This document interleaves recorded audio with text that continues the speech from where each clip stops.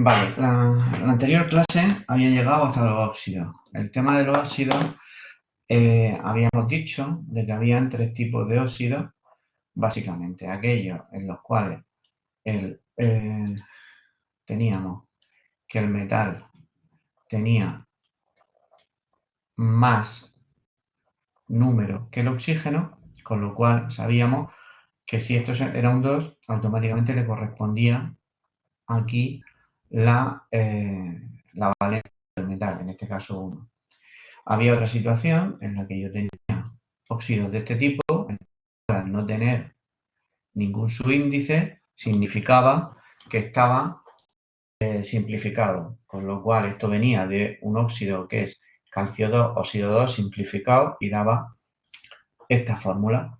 Y la tercera era aquellos óxidos en los cuales yo tenía más oxígeno que el resto de la molécula. Por ejemplo, este que hay aquí, O2, O3. ¿Qué significa? Que como aquí tenía más oxígeno, lo que este subíndice le corresponde al cobalto y es la valencia del cobalto. Esto sería óxido de cobalto 3. Yo tengo ese O3 porque implica que aquí tendría que haber un 2. Como aquí no hay un 2, tendría que multiplicarlo todo por 2. Esto vendría de un óxido que sería SO o 6 simplificado, con lo cual la valencia del azufre sería 6. Para terminar con los óxidos, un ejercicio muy sencillo que se puede hacer es formular una secuencia de óxidos con todos los números de valencia. Por ejemplo, yo puedo empezar diciendo, si yo tengo una secuencia completa, por ejemplo, podría ser Cu2, O. Este sería el óxido de cobre 1. Yo puedo formular Cu2, que sería óxido de cobre 2.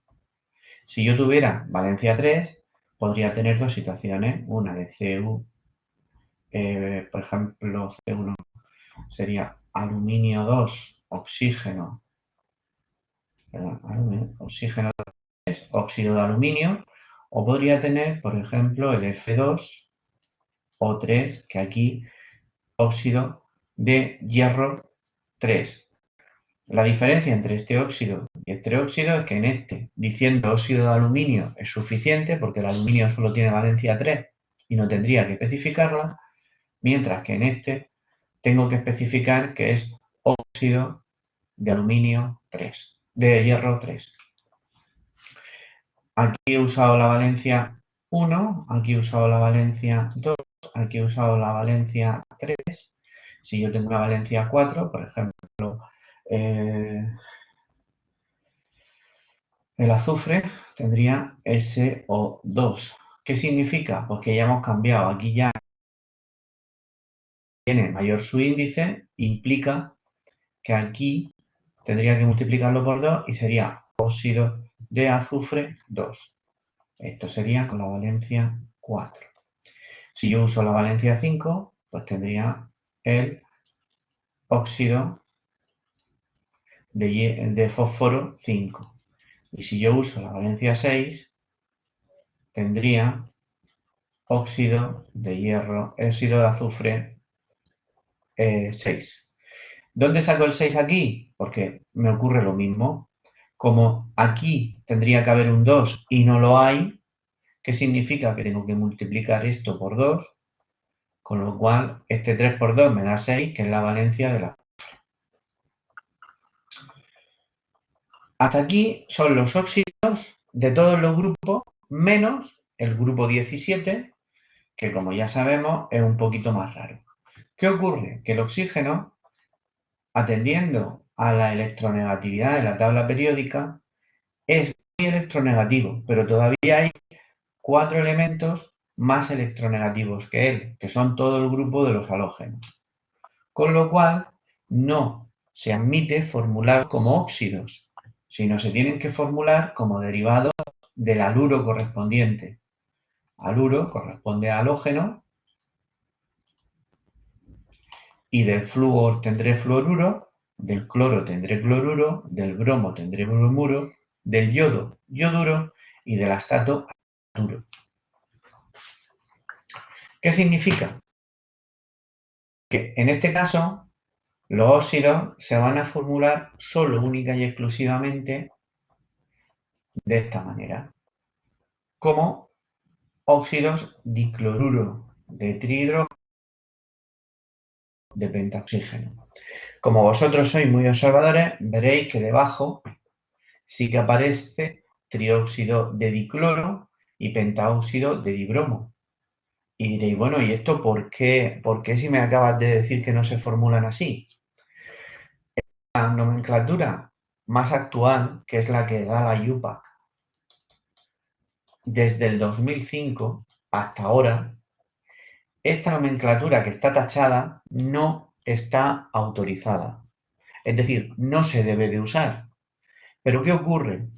Que si yo miro libros publicados en el 2004, en el 2003 o anteriores, que no significa que estén desfasados, sino simplemente que son más antiguos, claro, antes de esta fecha no existía esta norma, con lo cual todos los óxidos se formulaban de esta manera, trióxido de dicloro, pentóxido, y esta forma en aquel momento, 2003, 2004, era la autorizada. Si yo miro libros antiguos, podré encontrarme esto. En resumen, yo pues debo de entender qué significa cuando yo veo trióxido de dicloro, que estoy ante una nomenclatura antigua, pero que me está diciendo que es el compuesto este, con 3 átomos de oxígeno de cloro, pero si yo tengo que escribirlo en un examen o en selectividad o donde corresponda, solo podré hacerlo de esta manera. ¿Vale? Los compuestos de hidrógeno. Tenemos 3 tipos. Si os dais cuenta, tenemos 2 tipos de hidrógeno. Por un lado, hidruros a secas y luego hidruros metálicos. Cuando estamos hablando de hidruros, significa el oxígeno, el hidrógeno, hidruro, no metálico.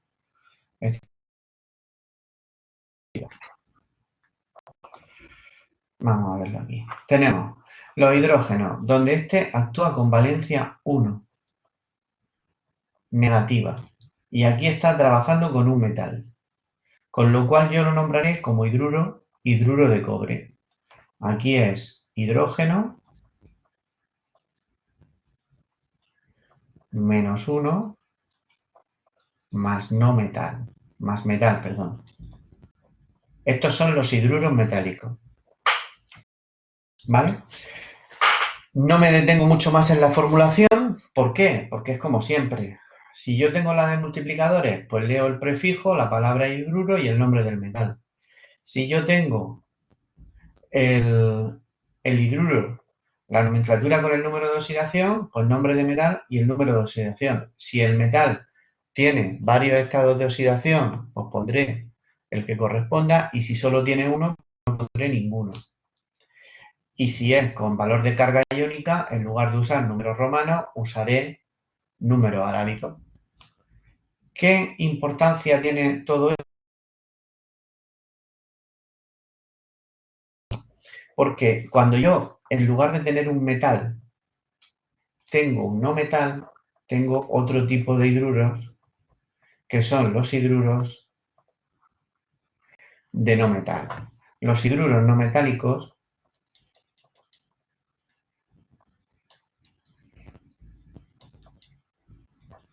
tienen nombre propio.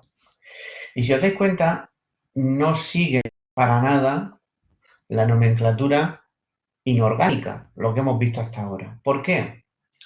Porque en este caso se habla de nomenclatura de composición.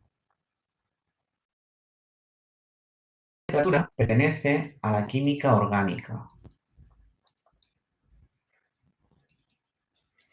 Y se usa porque estos compuestos pueden perder los hidrógenos y sustituirlos por otros átomos. ¿Y qué ocurre en esa situación? Pues entonces tenemos compuestos más complejos. Eso se estudia el año que viene, en cuarto, en la formulación orgánica. ¿Qué ocurre? Os voy a poner un ejemplo para que lo entendáis. El metano que es CH4, puede perder 2 átomos de hidrógeno negativo y quedarse de esta forma, CH2 más 2. Pero si yo tengo un átomo de cloro al lado, ¿qué van a hacer el cloro? Juntarse. Entonces tendré CH2, Cl2. La molécula dibujada sería una cosa así. Hidrógeno, hidrógeno, cloro y cloro.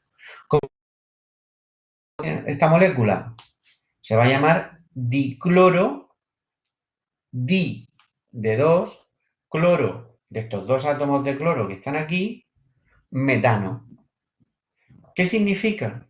Pues que yo tengo como base el metano y le voy quitando y le voy cambiando piezas como si fuera un Lego. Entonces, por eso esta nomenclatura es distinta. Se usa así en toda. Y para unir las dos formulaciones, se usa en el caso del grupo 13, 14 y 15 este tipo de nombres, que solo hay que sabérselo y que son relativamente fáciles. ¿Por qué? Porque todos acaban en ano. Bórano, alumano, galano, indigano, talano, metano, silano, germano, estannano, fosfano, arsano, estivano y bismutano. ¿Qué significa? Pues que yo puedo tener un compuesto que sea, por ejemplo, dicloruro de germano. En lugar de carbono tendré germanio. Si os dais cuenta, en la nomenclatura orgánica no cuento el número de hidrógenos porque doy por supuesto que el resto de valencias del carbono o del átomo que se corresponda están tapadas o cubiertas con carbono. No voy a extenderme mucho más en este tipo de compuestos por dos cosas. Lo hemos visto en clase, la formulación, simplemente memorizársela y hay que simplemente estudiarla. Y ya el año que viene, pues se estudiará formulación orgánica pura. Lo único comentario, que el nombre de composición para el amoníaco es azano. Es decir, yo podré tener cloroazano. Es decir, ha perdido un cloro y el amoníaco ha perdido un hidrógeno y ha cogido un cloro, ¿vale? Esa molécula pues sería una cosa así. Sería un nitrógeno con sus 2 hidrógenos y una molécula, y un átomo de cloro. Este sería el cloroazano. No se llama cloroamonio ni cloroamoníaco, se llama cloroazano. Pero la molécula NH3, su nombre común es amoníaco. Y es el nombre que se usa más frecuentemente. De hecho, hasta en el producto comercial de limpieza de casa, amoníaco. ¿Vale? Bueno, aquí tenéis más ejemplos. Este PowerPoint os lo voy a subir. ¿Qué ocurre con los ácidos hidrácidos, lo que se llaman hidrácidos? Pues que son compuestos, los hidrácidos,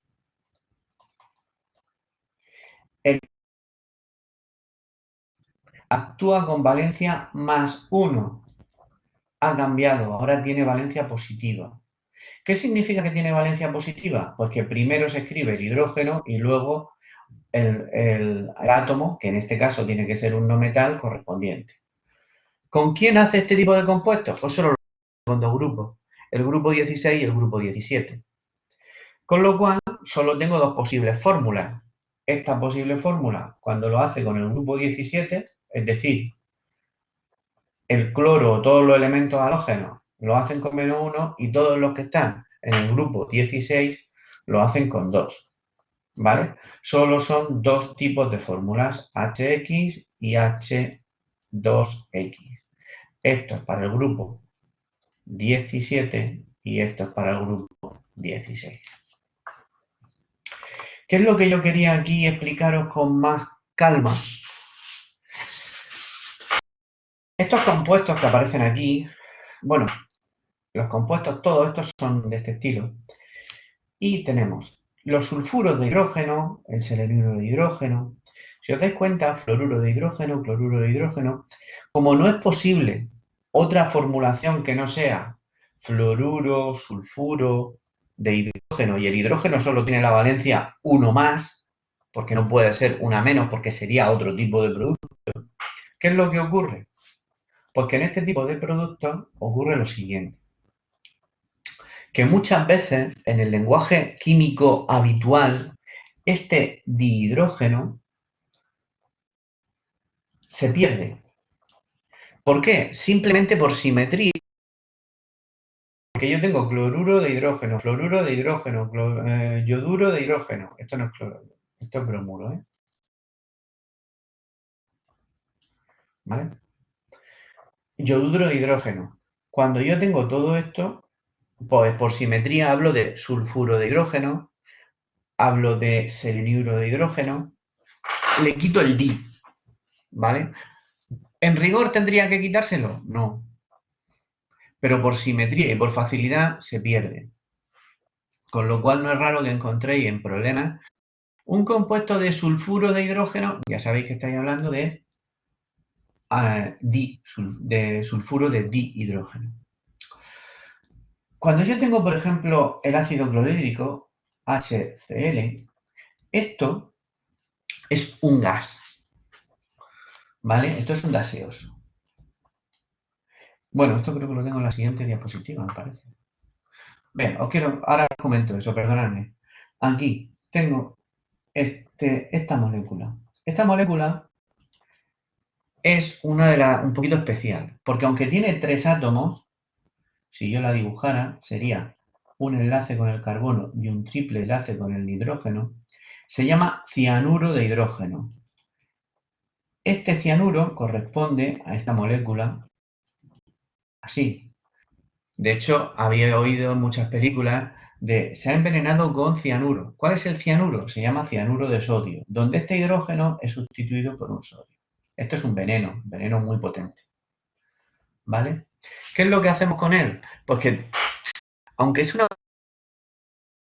porque tiene carbono y es 3, se parece tanto a un yodo, a un cloro, a un flúor, que normalmente se incorpora aquí porque sus propiedades químicas son muy parecidas. Entonces se suele nombrar exactamente igual. ¿Vale? Esto es una excepción. Aquí también os he puesto el sulfano, el selano, el telano, el florano, bromano y iodano. ¿Qué significa esto? Pues que igual que antes hemos visto el metano, el estannano, el silano, también tenemos esa nomenclatura para estos productos, pero no es habitual. Yo la pongo para que todo sea correcto y completo, pero esto no es habitual. Evidentemente, cuando uno hace una formulación o cuando se designa la formulación, tienen que cubrir todas las posibilidades. Entonces, estos productos existen, pero son bastante especiales, muy raros y no suelen habitualmente aparecer. ¿Vale? Pero yo os lo pongo para que tengáis una visión completa de la formulación. Lo que os quería comentar antes es esto. Si yo tengo cloruro de hidrógeno, fluoruro de hidrógeno, yoduro de hidrógeno, estos son gases, todos. Son gases. Yo aquí estoy echando, y si veis este humo que sale, esto es ácido clorhídrico, este ácido clorhídrico es gas. Y este gas, si yo cojo una muestra, esto es cloruro de hidrógeno. ¿Vale? Pero claro, en el laboratorio yo no tengo ese cloruro de hidrógeno, yo no tengo una botella de gas, yo tengo un líquido. ¿Qué es lo que pasa? Pues que yo, si yo tengo el cloruro de hidrógeno y lo disuelvo en agua, hago una disolución. Ojo, una disolución. Si os acordáis de segundo, una disolución es una mezcla homogénea, en este caso de un líquido, un gas, donde no puedo identificar a los componentes por separado a simple vista, pero no hay reacción química entre ellos. Es decir, el agua envuelve a la molécula de ácido y la protege. Y como los enlaces de hidrógeno existen entre el cloro y el hidrógeno y entre el oxígeno y el hidrógeno, se pegan unos a otros y forman una disolución que tiene un aspecto líquido. Eso es a lo que nosotros llamamos ácido clorhídrico. Si os dais cuenta, en la propia palabra, cuando yo hablo de clorhídrico, lleva el final hídrico. Hídrico respira agua. ¿Por qué? Porque cuando yo tengo el cloruro de hidrógeno, que es gaseoso, lo mezclo con agua, obtengo un líquido muy reactivo y muy ácido, que se llama ácido clorhídrico, ácido de cloruro de hidrógeno en agua, ¿vale? Que sería este bote, que sería el líquido, ¿vale? Esto es lo que yo tengo en el laboratorio. Si yo lo echo, ¿qué tenía? Parte del cloro, como se separa simplemente porque es un gas y el otro un líquido, y sale en forma de este humo que si lo intentáis respirar es altamente corrosivo y os afecta a las fosas nasales. ¿Por qué? Porque en el momento que el gas entra en contacto con las narices o con la boca, se encuentra con la humedad que tiene las cavidades nasales o la boca o la propia saliva. ¿Qué ocurre? Que al encontrarse con agua vuelve a ser ácido, empieza a picar y a producir unos efectos muy desagradables. Y puede ser muy peligroso si lo están mucho tiempo con ello. El ácido clorhídrico para nosotros es muy importante. ¿Por qué? Porque nuestro estómago tiene ácido clorhídrico. Nosotros la digestión de la comida la hacemos usando ácido clorhídrico. Nuestro propio cuerpo genera esta molécula que es la que nos permite digerir la comida como una primera parte en la digestión. ¿Vale? Nos queda como compuesto binario las sales neutras. ¿Qué es una sal? Cuando yo hablo de sal, estoy hablando de dos cosas. Por un lado, puedo referirme a un compuesto químico que se llama cloruro de sodio. Es la sal que yo uso para echarla en la comida o millones de efectos, de soluciones que tiene o la que tiene el mar. Eso es una sal. Pero cuando yo en química digo que una reacción produce una sal, no estoy refiriéndome al cloruro de sodio, me estoy refiriendo al producto de una reacción química. Esa reacción química se llama reacción de neutralización. ¿Vale? Y cuando tengo un ácido y tengo una base. Un ácido, ¿cómo lo controlo? ¿Cómo lo conozco? Pues un ácido nosotros lo podemos conocer fácilmente porque enseguida nos pica la boca, es ácido, como puede ser un limón, como puede ser el vinagre. Entonces tiene un sabor ácido. Una base, al contrario, tiene un sabor alcalino, un sabor que no lo podemos percibir porque nos quemamos la boca directamente porque es muy, muy corrosivo. Casi todas las bases son absolutamente corrosivas. ¿Vale? Pero tiene unas propiedades completamente distintas. Son lo opuesto. Un ácido es lo opuesto a una base. Entonces, ¿qué ocurre? Pues que un ácido y una base y se anulan entre sí, se neutralizan. Desaparece esa diferencia que hay entre ellos. ¿Y qué dan como resultado? Una sal, ¿vale? Y agua, que esto es inofensivo y esto es inofensivo. Para que nos hagamos una idea, si yo cojo un ácido fuerte, por ejemplo, ácido fluorhídrico, es el ácido más fuerte conocido. Evidentemente eso no lo podría ni tocar. Y yo lo mezclo con una base, como puede ser el hidróxido de calcio,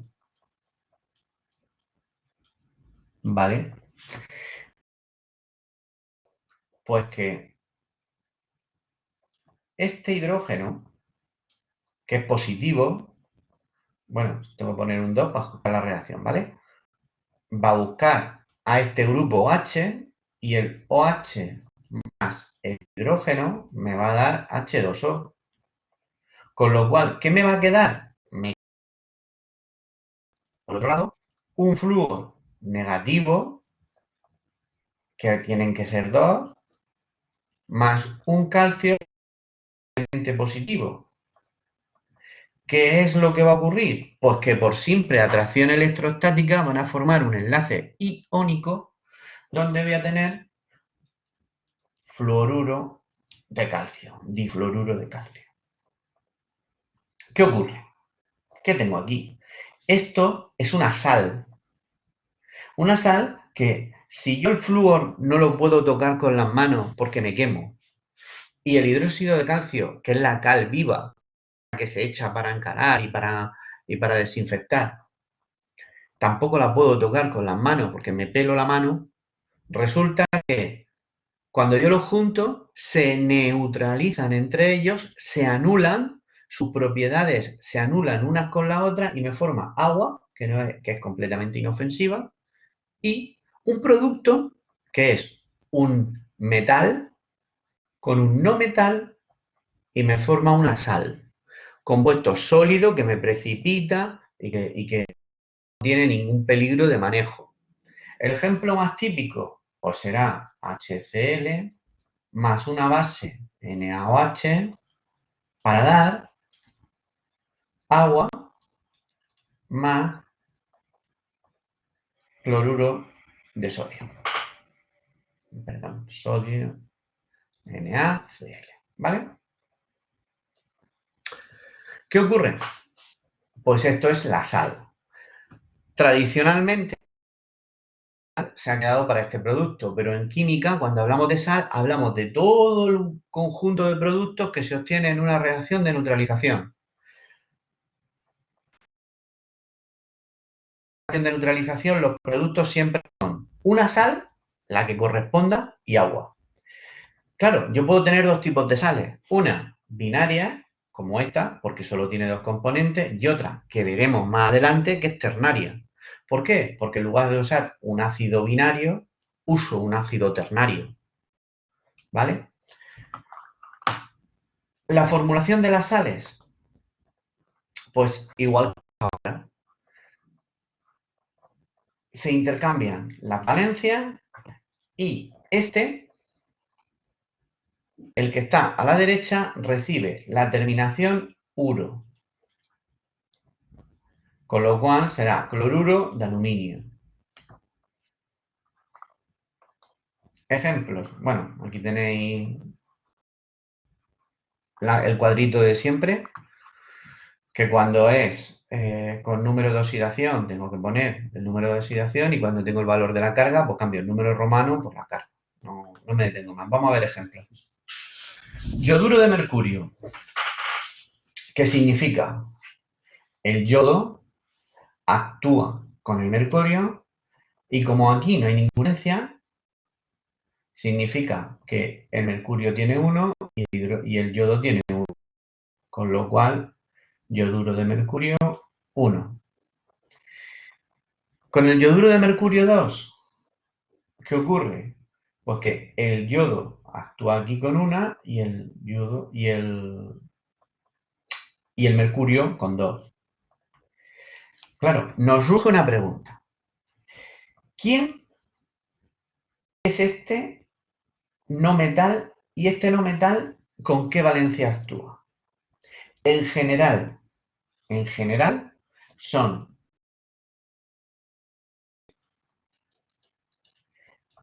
y grupo 16, grupo 15, con valencia siempre negativa. ¿Y qué valencia negativa usan? La menor. Si os dais cuenta, ¿qué ocurre? El yodo, de todas las valencias posibles, actúa con la 1. Si yo me voy al grupo 16, el azufre, de todas las valencias posibles, actúa con el 2. ¿Por qué no nombra el oxígeno?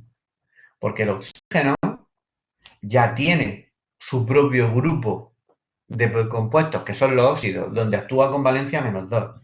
Dicho de otra manera, el oxígeno no se llama más que una sal del oxígeno. ¿Qué ocurre? Que el oxígeno particularmente se une con tantísimos productos que forma su propio grupo. El grupo 15, la menos 3. ¿Vale? Y si se diera el grupo 14, la menos 4. Voy a borrar y voy a hacer la tabla completa, ¿vale? O sea, el grupo 17, estado de oxidación menos 1. Grupo 16, estado de oxidación, menos 2. Grupo 15, estado de oxidación, menos 3. Grupo 14, estado de oxidación, menos 4. Estos son los no metales. ¿Con quién se va a juntar? Pues con todos aquellos que tengan propiedades metálicas. ¿Vale? Todo lo que aparezca a su izquierda en la tabla. Aquí pues solo tengo ejemplos de halógenos, no sé si tengo algún ejemplo más, pues no lo tengo. Aquí estoy... ¿Qué es lo que ocurre?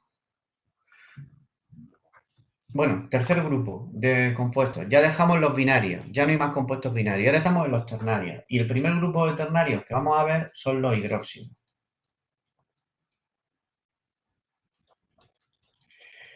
Los hidróxidos son bases. Esas que hemos visto que actúan en las reacciones de neutralización con los ácidos. Pues los hidróxidos son bases.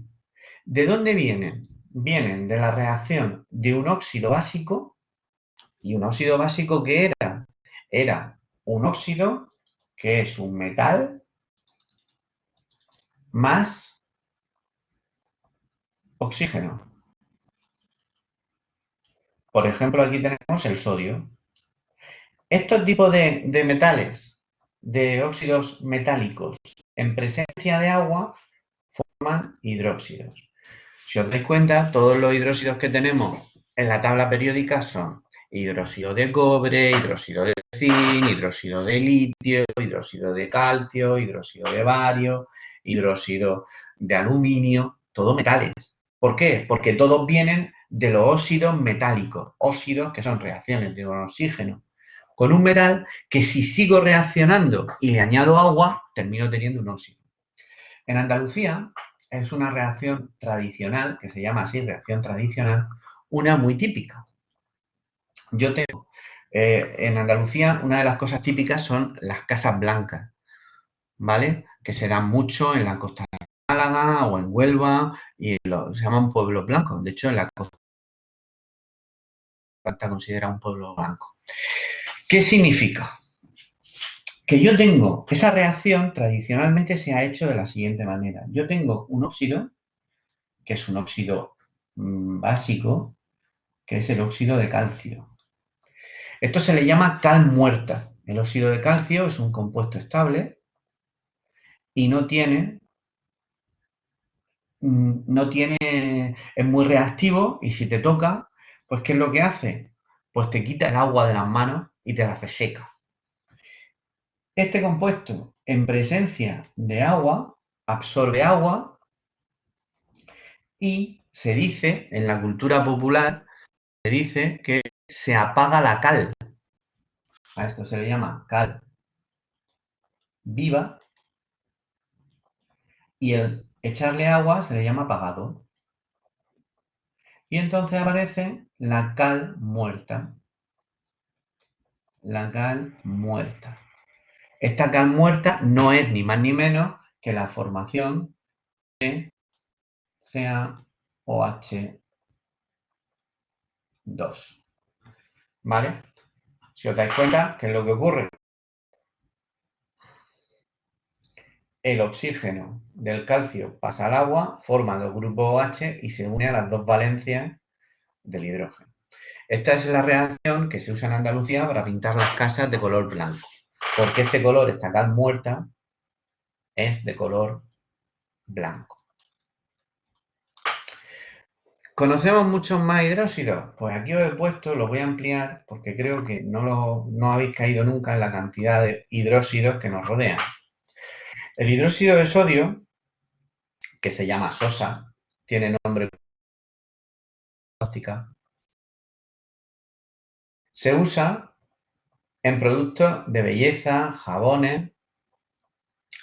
El hidróxido de calcio, la cal que os acabo de decir, es para blanqueadores, aparece en lejías y en productos para blanquear. En grasas y lubricantes tenemos el hidróxido de litio. El magnesio es un producto, el hidróxido de magnesio se usa en el refino del azúcar porque es lo que permite que se pase de azúcar moreno, azúcar de caña, a azúcar blanca. Es el tratamiento con hidróxido de magnesio. En fertilizantes se usa el hidróxido férrico. Y ahora me diréis, ¿hidróxido férrico? ¿Eso qué es? Esto es un ejemplo de lo que yo os decía. Esta formulación es antigua. Esta ya no se usa y está, vamos, de hecho está prohibida. Prohibido su uso, entenderme. No, no es que tenga una multa quien lo use, pero que no se autoriza desde la UPAC a usar este compuesto. Este compuesto se llamaría hoy en día hidróxido de hierro 3.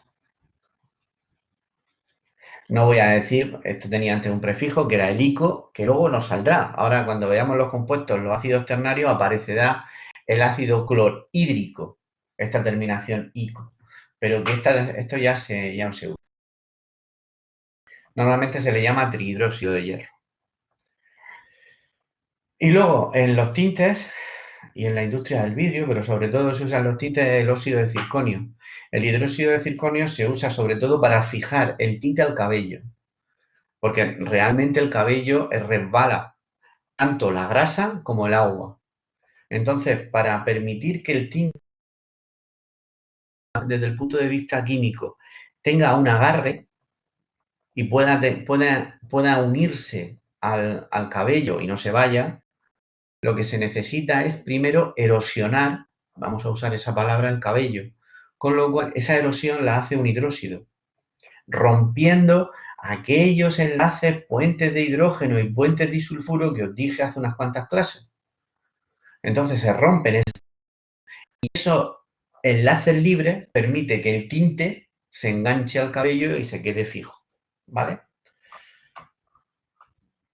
La nomenclatura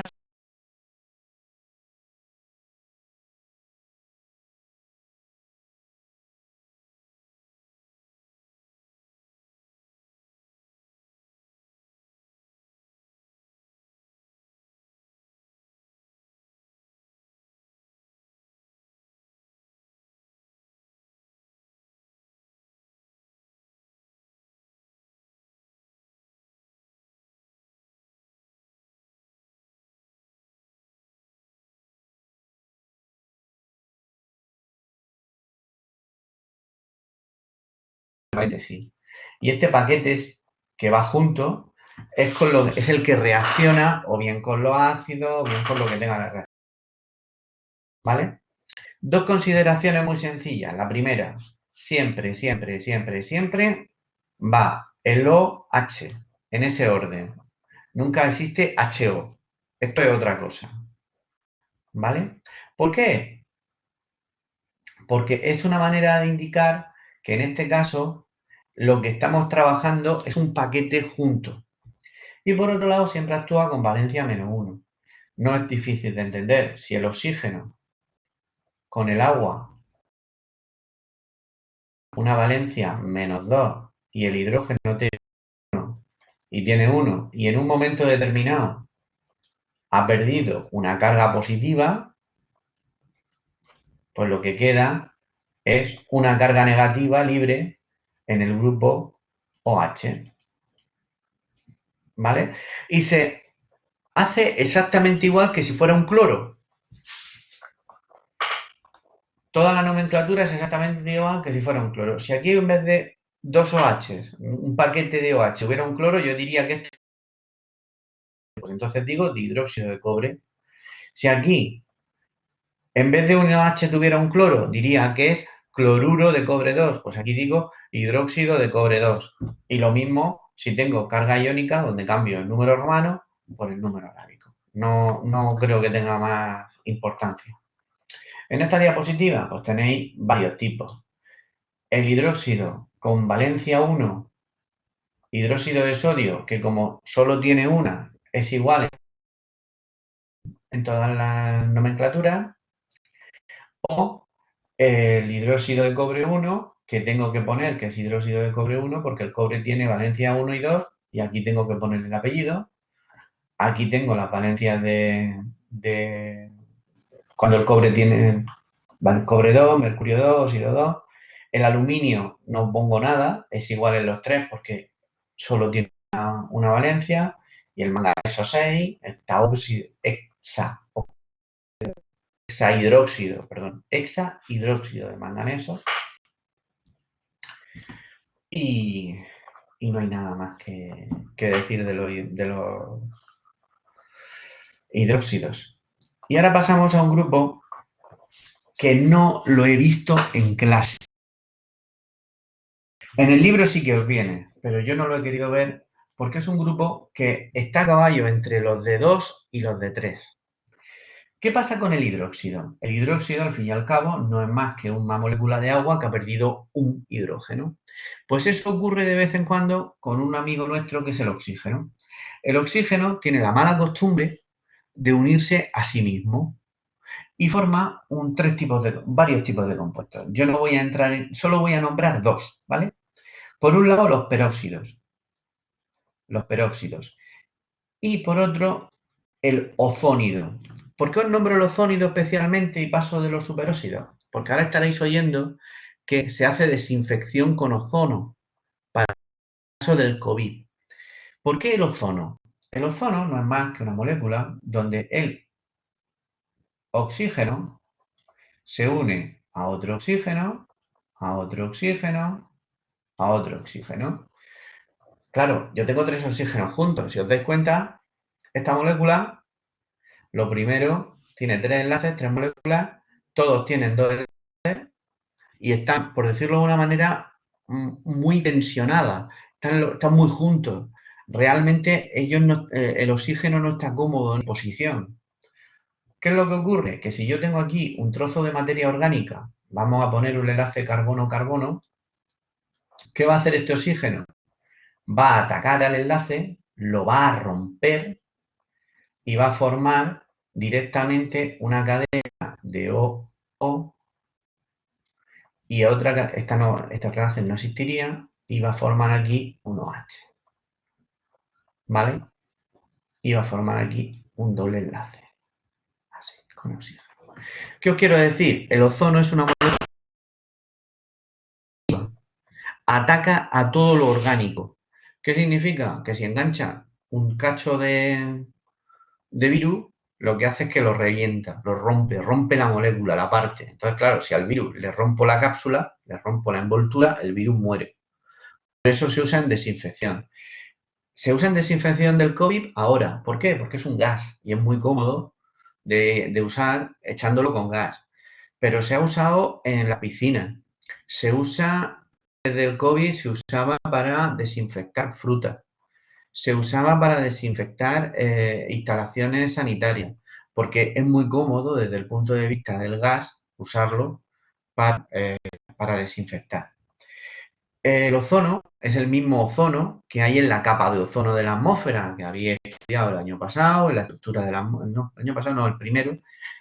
En la estructura de la atmósfera hay una capa que es la capa de ozono. ¿Qué ocurre? Que en altas capas el oxígeno para hacer esta molécula necesita chocar de oxígeno y un extra de energía que procede del espacio, de la radiación solar alta, la radiación ultravioleta. Entonces, cuando se forma, es estable, pero en el momento que llega radiación ultravioleta, lo separa. Y esa radiación ultravioleta que lo separa se consume en separar el ozono y no en quemarnos a nosotros. Por eso es importante la capa de ozono de la atmósfera. ¿Qué ocurre? Los tubos de escape de los coches liberan ozono. Entonces, uno de los contaminantes atmosféricos en las grandes ciudades es el ozono. ¿Por qué? Porque a nivel de la superficie hay una alta concentración de ozono generada. ¿Qué ocurre con ese ozono? Pues que ese ozono, cuando nosotros lo respiramos, pues nos hace lo mismo que si fuéramos un virus. Nos rompe tejidos, nos debilita las fosas nasales. Realmente es un veneno. Es un veneno que en las concentraciones a nosotros no nos llega a matar, pero lo que nos produce es un envejecimiento prematuro. ¿Por qué? Porque ese ozono reacciona con la piel y le hace tener arrugas, ¿vale? Mientras que en las altas capas de la atmósfera nos protege, a ras del suelo es un veneno. Queda poco, no quiero alargarme ya mucho más con esto, lo voy a dejar aquí y el próximo día, que será el martes, os explico la fórmula, ya paso del ozono y me centro en el peróxido, ¿vale?